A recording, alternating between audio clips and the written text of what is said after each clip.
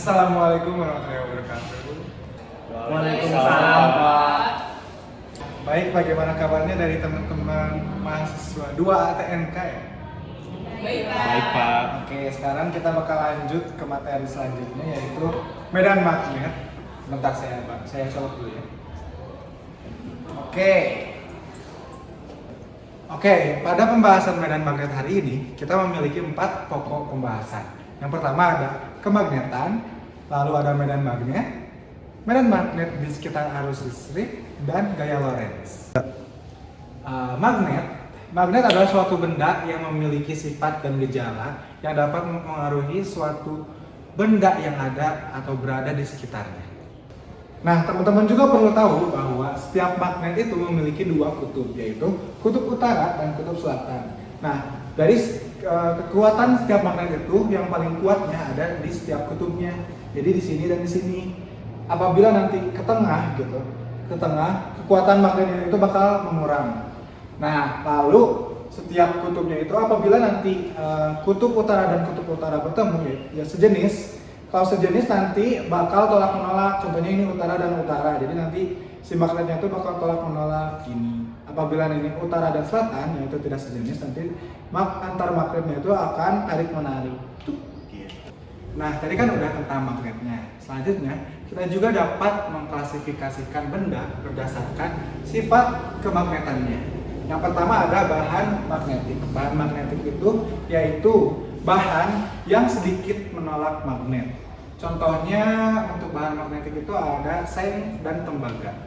Dan lalu untuk bahan paramagnetik, bahan paramagnetik itu bahan-bahan yang sedikit ataupun lemah ditarik oleh magnetnya. Contohnya aluminium. Selanjutnya untuk bahan ferromagnetik yaitu bahan-bahan yang kuat untuk ditarik oleh magnet. Contohnya yaitu nikel dan besi. Next. Nah, garis-garis gaya magnet selalu keluar dari kutub utara dan masuk ke kutub selatan. Lalu garis-garis gaya magnet di sini selalu ataupun tidak akan saling berpotongan. Dan kerapatan garis-garis gaya magnet ini menunjukkan kekuatan medan magnet tersebut. Jadi semakin rapat garis gaya magnet, semakin kuat medan magnet tersebut. Nah, kita lanjut pada pokok pembahasan yang terakhir yaitu gaya Lorentz yang ditemukan oleh Bapak Hendrik Anton Lorentz.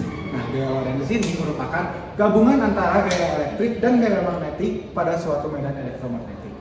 Gaya Lorentz ditimbulkan karena adanya muatan listrik yang bergerak atau karena adanya arus listrik dalam suatu medan magnet. Nah, biasanya kita gunakan right hand rule atau kaidah tangan kanan. Bila telapak tangan kanan dibuka kayak gini, jari tengah akan menunjukkan arah arus I atau ya arah arus. Lalu ibu jari atau biasa kita sebut jempol ini menunjukkan arah medan magnetik B. Dan jari telunjuk menunjukkan arah gaya Lorentz F. Arus, gaya Lorentz, dan medan magnetik. Next. Nah, kita dapat mencari besarnya gaya Lorentz dalam berbagai situasi. Yang pertama, gaya Lorentz pada penghantar berarus dalam medan magnetik. Besarnya gaya Lorentz dapat dinyatakan oleh persamaan F atau gaya sama dengan ILB sin theta, yang dimana I-nya itu arus listrik, L-nya panjang kawat, B-nya medan magnetik, dan theta-nya yaitu sudut antara arah arus I dan medan magnetik B. Next. Kondisi selanjutnya yaitu antara dua penghantar lurus panjang, sejajar, dan berarus. Dapat dinyatakan dengan F per L sama dengan μ0 I1 I2 per 2 VA. Dengan μ0 yaitu permeabilitas udara atau vakum, dan I1-nya kuat arus yang melalui penghantar 1, dan I2-nya yaitu kuat arus yang melalui penghantar 2. Next. Kondisi selanjutnya yaitu pada partikel bermuatan yang bergerak. Dapat dinyatakan dengan persamaan F sama dengan QV kali B atau QV B sin theta. Q-nya yaitu muatan partikel, lalu V-nya kecepatan partikel, B-nya medan magnetik, dan theta-nya yaitu sudut antara kecepatan partikel V dan medan magnetik B. Next, cukup. Oke, untuk pokok pembahasan kali ini tentang medan magnet, saya cukupkan saja. Terima kasih buat teman-teman dari kelas 2 ATNK yang sudah mendengarkan dan juga memperhatikan. Mungkin buat pertemuan selanjutnya, saya akan memberikan tugas. Tugasnya yang tadi waktu pertama kali saya buat, tulis ya ini. Boleh ditugaskan buat minggu depan, lalu boleh ditulis, boleh difoto dulu teman-teman. Oke. Dan juga tugas selanjutnya ada dari teman-teman kelas 2 TNK membuat membuat eksperimen tentang medan magnet. Oke, dapat dimengerti? Kita kasih deadline-nya saat pengumpulannya UAS pada saat UAS, oke? Oke. Cukup untuk perkuliahan kali ini.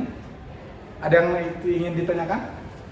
Cukup, Pak. Oke, mungkin sekian saja dari saya. Wassalamualaikum warahmatullahi wabarakatuh. Waalaikumsalam.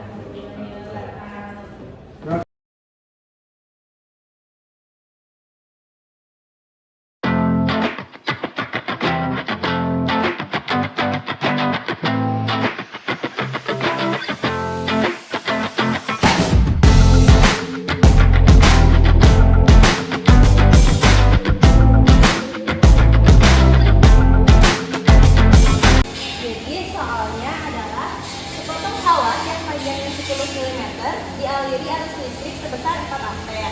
Kawat ini terletak di daerah yang memiliki medan magnet sebesar 0,01 Tesla dan membuat sudut 30 derajat terhadap arus listrik. Tentukan besarnya gaya magnetik pada kawat tersebut. Nah, langkah pertama yang saya kerjakan adalah menuliskan terlebih dahulu parameter-parameter yang diketahui dalam soal. Yang pertama ini ada panjang kawat 10 mm. Panjang kawat itu disimpulkan dengan L kecil. Jadi panjang kawatnya adalah 10 mm. Dan karena satuan L itu adalah meter, maka diubah dulu dari milimeter ke meter. Sehingga panjang kawatnya 10 kali 10 pangkat minus 3 meter. Lalu arus listriknya sebesar 4 ampere. Jadi sebesar 4 ampere. Selanjutnya medan magnet sebesar 0,01 Tesla, atau medan magnet ini disimpulkan dengan B 0,01 Tesla agar lebih mudah dalam mengalihkannya. Maka diubah dulu dari 0,01 ke 1 kali 10 pangkat minus 2 Tesla. Lalu diketahui juga sudut sebesar 30 derajat. Sudutnya 30 derajat. Yang ditanyakan adalah misalnya gaya magnetik, yaitu F. Penyelesaiannya adalah dari penjelasan yang kemarin terdapat rumus, yaitu F sama dengan I kali L kali B kali sin theta. Nah, kita masukkan dari parameter yang kita ketahui tadi. I-nya adalah 4 ampere, lalu L-nya adalah 10 kali 10 pangkat minus 3. Lalu B-nya adalah 1 kali 10 pangkat minus 2 Tesla. Lalu sin theta yaitu sudutnya 30 derajat. Nah, sin 30 derajat itu sama dengan setengah. Jadi hasilnya adalah 0,0002 Newton, atau bisa disederhanakan jadi 0,2 mili-Newton.